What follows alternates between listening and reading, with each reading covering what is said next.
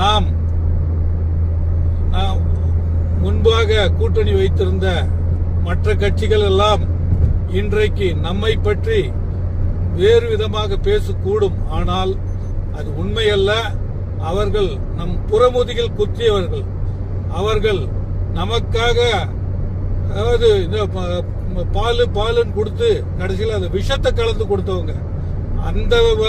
அந்த மாதிரி ஒரு கூட்டணியில் இருந்து நாம் விலகி நாம் இப்பொழுது நம்மளுடைய தேசிய முற்போக்கு திராவிட கழகம் எந்த நிலைமைக்கு வர வேண்டும், கேப்டனுடைய லட்சியத்தை வெல்ல வேண்டும் என்பதற்காக இது ஏற்பட்ட கூட்டணி.